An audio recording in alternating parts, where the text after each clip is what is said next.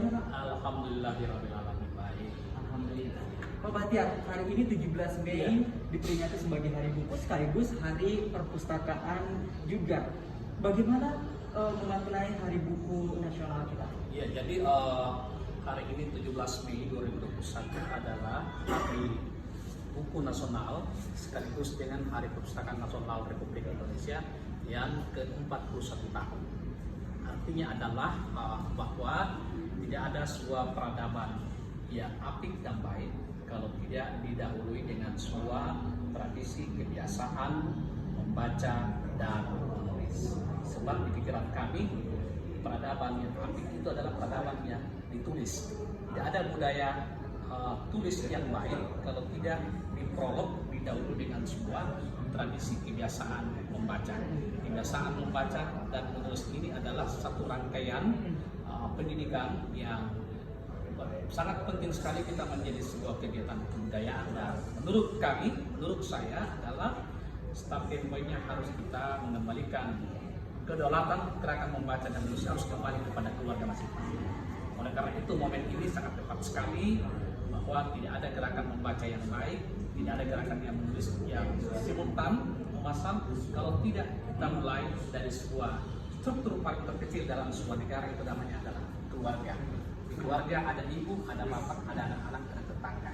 Nah, hari ini alhamdulillah 17 Mei ini kita tepat sekali menyambutnya di Perpustakaan dan Anak Dinas Perpustakaan Kearsipan Provinsi Sulawesi Selatan. Artinya adalah bahwa di tengah musibah nasional COVID-19, musibah internasional ini, kita berharap bahwa pendidikan ini sudah saatnya. Bagaimana pendidikan ini, kebudayaan membaca dan menulis ini kita harus kembalikan kepada keluarga.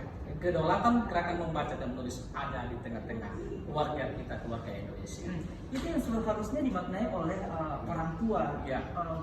Dan ini sedikit demi sedikit sudah beranjak ke situ dengan adanya pandemi COVID-19. Ya, tapi kita tidak menampilkan juga ya, bagaimana keluarga di tengah belajar online itu banyak juga yang mengeluh sebenarnya. Iya, betul. Ya, itu pasti ya Anda lihat bagaimana para orang tua mengeluh, bagaimana melihat hal tersebut. Iya, jadi memang musibah internasional ini kan namanya COVID-19 adalah sebuah musibah yang tiba-tiba, tidak ada di pikiran kita, tidak ada persiapan. Oleh karena itu, karena tidak ada persiapan, tentu akan menimbulkan gejolak secara psikologis. Dan jauh hari sebelum terjadi musibah COVID-19 ini, oleh saya selaku pendidik atau katakanlah sebagai orang tua anak menyarankan kepada pihak-pihak pengambil kebijakan bahwa seyogyanya memang dari awal kita harus mengedepankan aspek-aspek pendidikan, ketahanan fisik kita, ketahanan pendidikan kita, bagaimana menghadapi sebuah musibah. Oleh karena itu saatnya mulai hari ini perlu ada pendidikan mitigasi, pendidikan kebencanaan, pendidikan menghadapi bencana apapun, termasuk COVID-19 ini harus ditularkan di setiap satuan pendidikan, mulai dari PAUD, taman kanak-kanak, SD, SMP, SMA, SMK, sampai ke perguruan tinggi. Nah, ini tidak ada di tengah-tengah pendidikan kita, sehingga wajar orang tua kita mengalami kesulitan, terutama gejolak secara konflik batin, terutama dalam menghadapi pendidikan secara online ini yang notabene adalah selama ini anak kita terbiasa belajar secara interaktif, secara fisik di ruang-ruang kelas. Tiba-tiba mereka belajar secara online yang di depannya tidak ada guru, tidak ada kitab-kitab, tidak ada buku-buku, dan prakarsa harus inisiatif, harus kaya dalam. Oleh karena itu memang relevan sekali dengan tema kita yang saat saya sampaikan, bahwa kedaulatan pendidikan ini hari ini harus kita kembalikan di tengah-tengah keluarga kita. Baik, pandemi COVID-19 secara tiba-tiba semua berubah, mulai dari belajar juga, orang tua juga harus beradaptasi. Apa yang Anda lihat? Bagaimana analisis bahwa ada keterlambatan, mungkin ya keterlambatan anak-anak itu untuk lebih kan biasanya kalau di sekolah dia akan cepat membaca misalnya, akan cepat menghitung karena itu diajarkan oleh para guru. Bagaimana dampak pandemi COVID-19 ini terhadap dunia pendidikan kita, apalagi soal baca membaca, tulis menulis, soal literasi? Ya, jadi kita sangat prihatin sekali. Ini musibah dunia sekaligus musibah nasional yang memang kita tidak siap menghadapinya. Sehingga dengan demikian karena kita tidak siap, maka akan menimbulkan berbagai macam rentetan persoalan baru. Katakanlah misalnya seorang ibu yang tidak memiliki kemampuan potensi pendidikan yang baik akan kewalahan di dalam menyambut pendidikan secara online itu. Ya, ditambah lagi dengan keterbatasan perangkat lunak yang kita miliki, anak-anak tidak punya IT teknologi, tidak punya HP, tidak punya Android, tidak punya kuota, tidak punya luas internet. Ini semua rentetan menjadi problem sosial dalam bidang pendidikan. Oleh karena itu, menurut hemat kami, negara, pemerintah, dalam hal ini pemerintah Provinsi Selatan, pemerintah kabupaten dan kota harus hadir di tengah-tengah anak-anak kita yang mengalami kesulitan-kesulitan tersebut tadi. Itu satu. Kemudian kedua adalah sekali lagi peranan pendidikan parenting keluarga yang sangat penting sekali. Dan kita berharap dan kita bersyukur bahwa memang sudah saatnya di ruang-ruang rumah-rumah kita, di tetangga-tetangga kita, di kampung-kampung kita, di desa kita, di lorong-lorong kita, di kelurahan harus ada ruang turin, harus ada ruang remaja. Sama halnya pada hari ini kita hadir di perpustakaan Ibu dan Ari, ini sebuah tawaran satu konsep pendidikan alternatif yang ditawarkan oleh pemerintah Provinsi Selatan melalui Dinas Perpustakaan Provinsi ini, bagaimana menghadapi pendidikan parenting di tengah-tengah COVID-19 ini.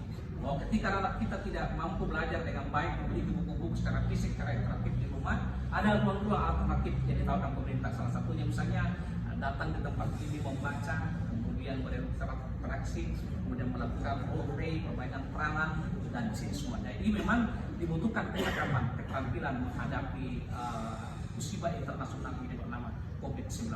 COVID-19 yang mengharuskan kita untuk belajar dari dan belajar dari ini ya tentu sangat erat kaitannya soal digitalisasi. Betul. Nah, bagaimana kedepannya soal digitalisasi, kemudian bagaimana kaitannya antara digitalisasi ini dengan minat baca dan juga minat tulis? Untuk kalau kita lihat ya di Sulawesi Selatan dulu. Saya melihat saat ini memang ukuran kita sebagai negara yang sudah sangat kosmopolit ya, negara yang sudah sangat maju, serba mau instan, serba mau cepat, serba mau efektif, serba mau efisien, serba mau ringkas, serba mau kilat. Dan salah satu di antaranya adalah dengan hadirnya era digitalisasi. Walaupun sebenarnya beberapa referensi yang saya baca itu tidak ditemukan ada istilah tentang era digitalisasi. Iya. Tapi mau atau tidak, bahwa ciri masyarakat modern saat ini adalah selalu ingin efektif dan efisien. Nah, persoalannya saat ini adalah bahwa masyarakat kita, masyarakat Indonesia, khususnya masyarakat Sulawesi Selatan, belum terlalu melek dengan pemanfaatan penggunaan digitalisasi. Oleh karena itu dibutuhkan berbagai macam perangkat-perangkat, berbagai macam pelatihan-pelatihan, berbagai macam ruang-ruang terbuka untuk memberikan pemahaman kepada masyarakat. Sebab mau atau tidak, kita harus berada pada posisi yang disebut dengan era digitalisasi, yaitu adalah bahwa semua perangkat-perangkat yang selama ini kita beradaptasi dengan sebuah buku dalam bentuk fisik, di era digitalisasi itu tidak akan ditemukan lagi buku dalam bentuk fisik, tapi semuanya diterjemahkan, semuanya didesain, semuanya diproduk dalam bentuk digital. Jadi kita dengan membuka perangkat Android, bisa kita menemukan buku-buku. Karena ini juga menantang dunia industri perbukuan kita, bahwa ke depan kita tidak bisa lagi mengandalkan kekuatan penggunaan buku-buku dalam bentuk perspektif fisik atau manual, tapi kedua perangkat ini menurut pikiran saya harus kita gunakan. Artinya adalah bahwa ada buku fisik kita terbitkan, juga pada dimensi lain juga harus ada dimensi buku digitalnya, sehingga orang nanti bisa menggunakan kedua-duanya. Nah, ini memang harus kita persiapkan. Kita tidak menampilkan bahwa dari tahun ke tahun literasi kita masih di bawah dari negara-negara lain. Di Provinsi Sulawesi Selatan bagaimana Anda melihat itu? Ya, saya optimis dan saya yakin dengan melihat gerakan membaca, gerakan menulis di Sulawesi Selatan ini dengan teman-teman di kabupaten dan kota sudah mulai bermunculan gerakan-gerakan literasi secara swadaya, secara volunteer, kemudian dukungan pemerintah Provinsi Selatan melalui dalam hal Dinas Perpustakaan. Kita secara bersama-sama, secara berjamaah, secara simultan mencari jurus-jurus itu bagaimana mengembangkan gerakan membaca dan gerakan menulis ini supaya lebih baik lagi ke depan.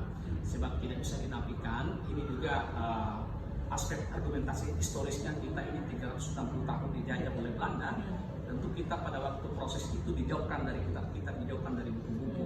Dan tentu untuk menyulapnya menjadi sebuah negara yang sangat modernis dengan negara yang sangat melek membaca dan menulis itu tentu butuh proses waktu yang panjang. Tetapi kita harus optimis. Sulawesi Selatan ini saya sangat yakin sekali bisa menjadi ikon gerakan literasi membaca dan menulis di ujung timur Indonesia.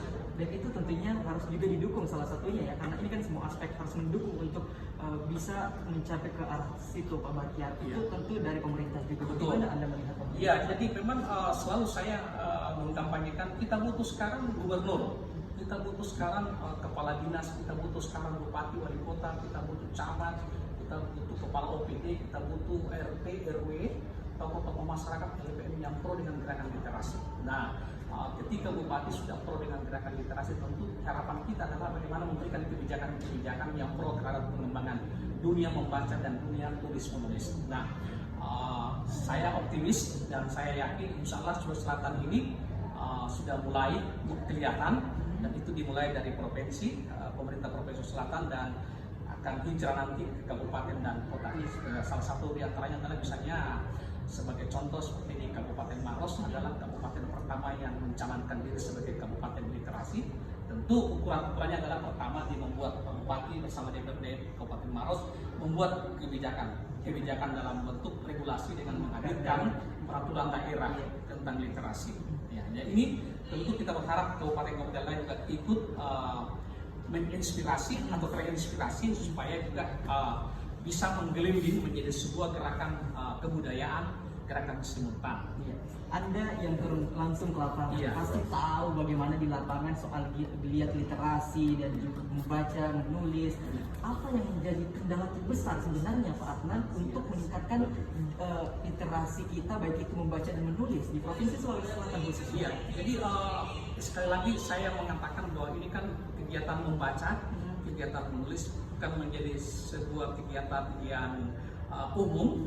Ini kegiatan yang sangat spesifik dan hanya orang-orang tertentu yang memiliki keprihatinan, kepedulian, care untuk melakukannya. Dan itu tidak bisa kita salahkan, sebab sekali lagi saya katakan ini faktor kebudayaan. Bagaimana merubah mindset masyarakat Sulawesi Selatan dari mindset apatis terhadap gerakan membaca dan menulis, kita berubah menjadi sikap atau sifat optimis, menjadikan bahwa membaca dan menulis adalah satu-satunya jalan untuk menjadikan kita sebagai masyarakat yang beradab. Tidak ada masyarakat yang berperadaban yang baik kalau tidak dihadiri dengan sebuah gerakan membaca dan menulis. Nah, ini kita harus dibimbingkan setiap saat. Baik. Terima kasih atas waktunya Pak Bahtiar Adnan Kusuma, pegiat literasi, sudah meluangkan waktunya berbincang bersama kami di TVRI Sulawesi Selatan. Terima kasih Pak.